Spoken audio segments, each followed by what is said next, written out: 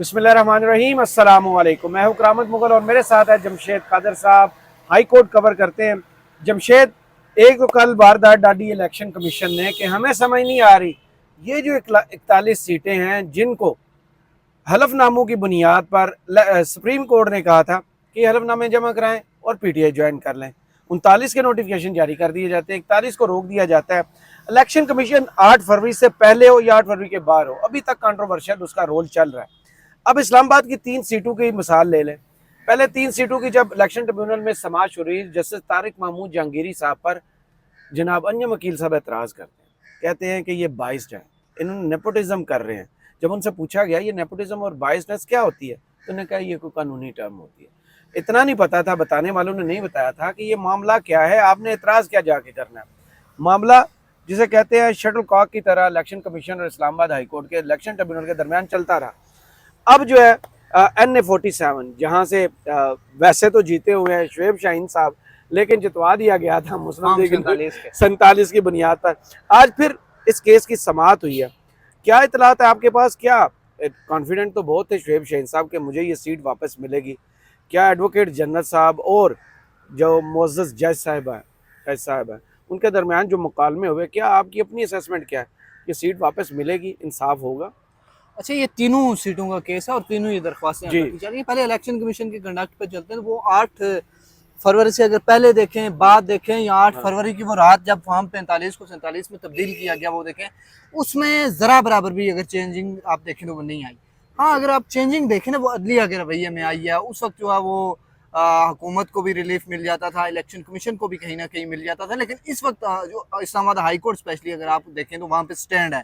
अदलिया जो है वो अपने जो कानूनी हक है उसको इस्तेमाल कर रही है, सवाल कर रही है। इससे पहले अदलिया सवाल नहीं करती थी, अब जवाब मांग रही है सवाल करके। तो उस जवाब देने में इलेक्शन कमीशन को परेशानी लाक है। अगर आप ये वारदात देखेंगे 39 और 41 वाली, पीटीआई के जो उम्मीदवार है, अब सुप्रीम कोर्ट ने अपना फैसला दिया। सुप्रीम कोर्ट में इन्होंने क्या वारदात की, जो भी आज़ाद उम्मीदवार थे उस वक्त उन्होंने 2-2 फॉर्म जमा करवाए, 3-3 भी करवाए।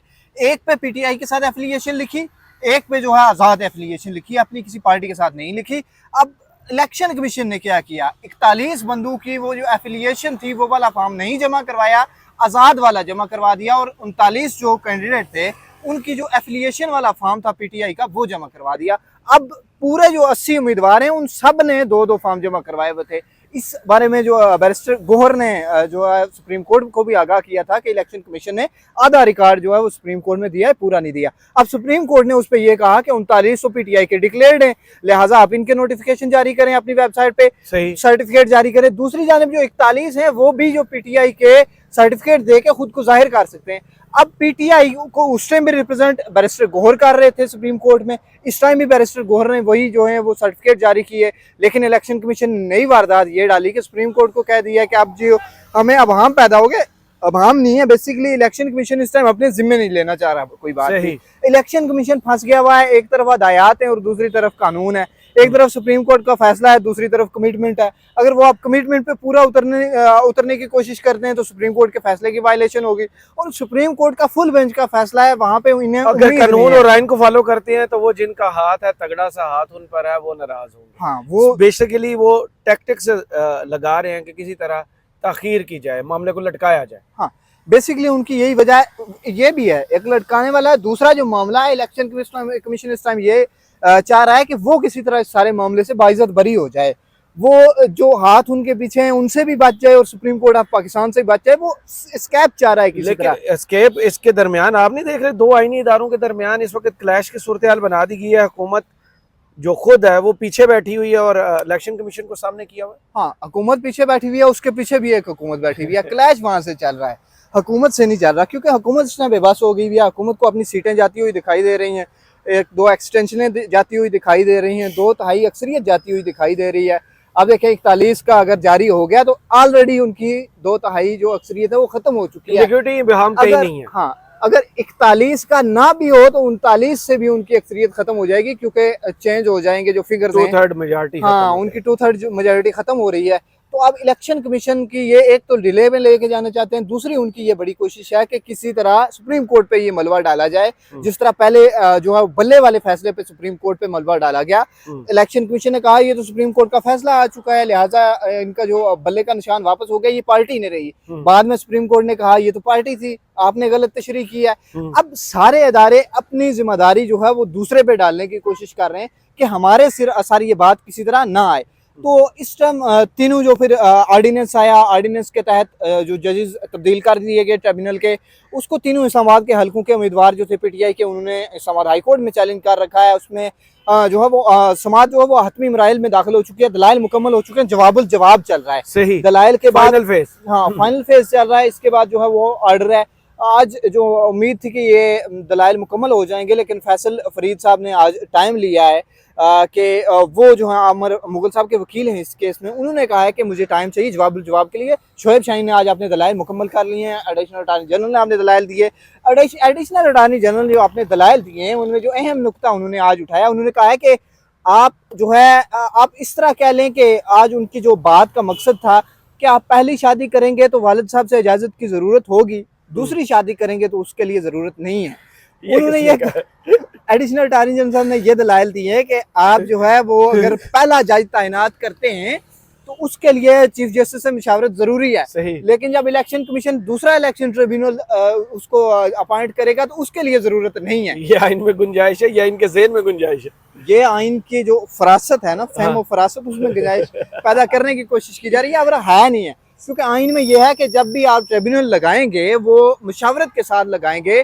उस इलेक्शन जो चीफ जस्टिस होगा हाई कोर्ट का, वो जो अपना प्रपोजल देगा, प्रपोजल पे नोटिफाई करना है इलेक्शन कमीशन ने। उसी तरह तारक महमूद जहांगीर का प्रपोजल दिया chief justice Islamabad high court ने, उनको नोटिफाई किया गया, उन्होंने केसेस की समाअत शुरू की। अचानक जब केसेस हाथ से निकलते हुए दिखाई दिए, क्योंकि इससे पहले तारीख है कि कभी सीटें वापस नहीं आई। हाँ। इस वक्त अदलिया खड़ी है, इस वक्त अदलिया की ये कोशिश है कि अपना जो वकार है उसको किसी तरह बहाल किया जाए, और खासकर इस्लामाबाद हाई कोर्ट जो है उसके जजेस खड़े हैं और मजबूरन जो है वो चीफ जस्टिस भी उनके साथ खड़े होने की कोशिश कर रहे हैं। सही। तो अब ये तीनों ये सूरत हाल ये है कि उनके ये दलाल थे कि पहली मुशावरत जो है ज़रूरी है, लेकिन दूसरी मुशावरत ज़रूरी नहीं है। उसके बाद उन्होंने ये भी कहा है कि सिर्फ जो है वो जज तैनाती तक मुशावरत का अख्तियार है, उसके बाद जो है वो चीफ जस्टिस को इलेक्शन ट्रिब्यूनल में जो है वो मुदाखलत का अख्तियार नहीं है।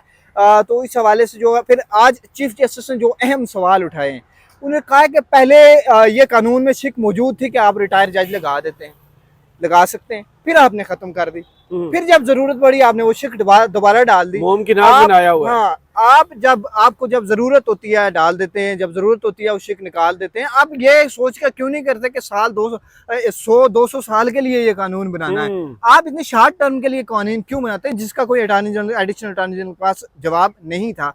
तो दूसरी जानिब आज शोएब शाहीन साहब ने भी कहा है कि आपने इलेक्शन कमीशन का जो है वो कंडक्ट देखना इस सारे मामले में, कि किस तरह 4 जून को दरख्वास्तें गई, 5 जून को नोटिस हो गए, 6 जून को समाअत हो गई, और इलेक्शन कमीशन ने रिकॉर्ड मंगवा लिया ट्रिब्यूनल के जज से। सारा जो ट्रिब्यूनल का रिकॉर्ड था वो वापस मंगवा लिया। 6 महीनों के अंदर अंदर फैसला करना होता है। 5 महीने गुजर चुके हैं, मुसलसल जो है वो डिले की कोशिशें की जा रही हैं। और ये भी उन्होंने कहा कि देखें 5-5 साल सिर्फ इस मामले को लटकाने की कोशिश की जाती है कि किसी तरह ये मामला जो है वो अदालतों में ही लटका रहे, और वो जो MNAs फॉर्म 47 के MNAs हैं वो अपने किसी तरह 5 साल पूरे कर रहे हैं, और यही कोशिश इस टाइम भी हो रही है। सही। इस्लामाबाद हाई कोर्ट की नब्ज़ क्या कह रही है? क्या आप समझते हैं कि जैसे जस्टिस तारिक महमूद जहांगीरी साहब ने स्टैंड लिया था, जैसे उन्होंने इस केस को खंगाला था, वो नब्ज़, वो जो ज़मीन गर्म की गई थी वैसी है नून लीग के लिए, या कोई ठंडी हवा का झोंका उनकी तरफ ही चला? अगर चीफ साहब की तरफ से कोई चले तो चले, जहांगीरी साहब की तरफ से तो नहीं चलेगा। हाँ। क्योंकि जहांगीरी साहब के उन्होंने कैरेक्टर असोसिएशन भी कर ली, जहांगीरी साहब की डिग्री को भी उन्होंने कंट्रोवर्शियल कर दिया। जहांगीरी साहब के खिलाफ तो वो आखिरी हद तक जा चुके हैं। चीफ साहब ने जिस तरह स्टैंड लिया था, शुरू किया था इस केस का, तो वो थोड़े जो ना रिलैक्स होते जा रहे हैं। इस पे जो है अब कुछ भी नहीं कहा जा सकता कि फैसला क्या आएगा, लेकिन जब स्टैंड लिया था, इलेक्शन कमीशन का नोटिफिकेशन मुअत्तल कर दिया था, वो जो ट्रिब्यूनल ने तश्कील दिए थे पिंडी में उसका नोटिफिकेशन मुअत्तल कर दिया था, जज तब्दील करने का नोटिफिकेशन मुअत्तल कर दिया था, तो उस वक्त वो बड़े गुस्से में थे। उन्होंने कहा था कि पहले मुझसे मुशावरत किया आपने, मैंने जज तजवीज़ किया, आपने नोटिफाई किया, फिर बगैर मुशावरत के आपने ये तब्दील कर दिया, ये कैसे किया? उस टाइम वो तो जो था अदारा जाती रिस्पांस जो था chief justice Islamabad high court की जानिब से देखने में आया था। लेकिन अब जो है वो जब ये कहा जाता है कि इख्तियार उनका है, इलेक्शन कमीशन का है, वकला की जानिब से, तो वो सख्त जो है वो रिएक्शन नहीं आता। लेकिन जिस तरह से ये चली है इस पे समात आर्डीनेंस के जो आप देखें, उसके बाद तो अब एक्ट भी आ चुका है, वो भी चैलेंज हो चुका है। देखना पड़ेगा कि किस तरह कोई उमर फारूक साहब क्योंकि आखिर पे कानूनी रास्ता निकालते होते हैं, आपको पता है बहुत सारे मामला में, तो इसमें भी लगता है कोई कानूनी रास्ता वो ढूंढेंगे दोनों पार्टियों को बचाने के लिए। सही। गुफ्तगू की इस समात के फौरी बाद शोएब शाहीन साहब ने वो कहते हैं कि अब सिर्फ दो ही ऑप्शन है, या तो हमारी सीटें वापस करेंगे या फिर नए इलेक्शन करवाएं। वो इस समात के बाद उनका अगर इस एक जुमले का ही जायजा लिया जाए तो उसके मुताबिक तो वो ये है कि उनको यहाँ से इंसाफ मिलता हुआ नजर नहीं आ रहा। जैसे हाँ, मैंने आपको कहा है ना कि मामला जहाँ से शुरू हुए थे वो बड़े हाइप पे थे, लेकिन अब आहिस्ता आहिस्ता आहिस्ता जो है ना वो नीचे जाते जा रहे हैं। एन मुमकिन है अगर इस्लामाबाद हाई कोर्ट से ये ऑर्डिनेंस पे फैसला आ जाए और दरख्वास्तों पे फैसला आ जाए कि जज वही पिंडी वाले हैं जो रिटायर जज तैनात किए हुए हैं, उनके पास अगर केस चला गया तो फिर सोचें आप केस खत्म हो गया 5 साल के लिए। अगर तारक महमूद जहांगीरी साहब के पास केस रहता है तो इस पे फैसला होगा और जल्दी फैसला होगा और पीटीआई को इंसाफ मिलने की उम्मीद भी है। इन केस वो मामला जो है फिर लटक जाएगा और उसके बाद यही मुतालबा जो है वो ग्राउंड पे पीटीआई लेके जाएगी, या तो सीटें वापस करें। सीटें वापस करने का मतलब है कि तारक महमूद जहांगीरी वाला ट्रिब्यूनल जो है वो सुने और उस पर फैसला आए और जो फॉर्म 45 के MNAs हैं उन्हें सीटें वापस की जाएं फॉर्म 47 वालों से लेके। तो दूसरी सूरत में अगर केस पिंडी वाले ट्रिब्यूनल में चला जाता है तो उसमें जो है फिर अब ये वहाँ तो जस्टिस आलिया नीलम ने वही 8 के 8 जज रखे हैं इलेक्शन ट्रिब्यूनल के, जो मलिक शहजाद साहब लगा के गए हैं, वहाँ तो कोई तब्दीली नहीं आई। हाँ, लेकिन ये जो इस्लामाबाद के लिए या पिंडी के लिए अजाफी इन्होंने एक ट्रिब्यूनल बनाया था, वो तो 8 जजेस का मामला पहले से था ना। 8 जजेस जो तजवीज किए थे उस पर इलेक्शन कमीशन नहीं मान रहा था, ये इलेक्शन कमीशन ने डायरेक्ट रिटायर्ड जजेस लगा दिए थे। अब इस टाइम जो मेन तनाज़े ये है ना कि पहले रिटायर्ड जजेस नहीं लगाए जा सकते थे, जो हाजिर सर्विस जजेस थे इस्लामाबाद, जो भी जिनके पास जुडिशियल पावर सारी होती है, 5 हाई कोर्ट्स के जजेस थे, वो सुनते थे। अब इलेक्शन कमीशन ने जो है वो सदारती ऑर्डिनेंस आया, वो भी जो है वो कायम मकाम सदर ने जारी किया, उसके तहत रिटायर्ड जजेस का जो है वो नोटिफिकेशन हुआ और नोटिफिकेशन भी बैक डेट में जाके हो गया।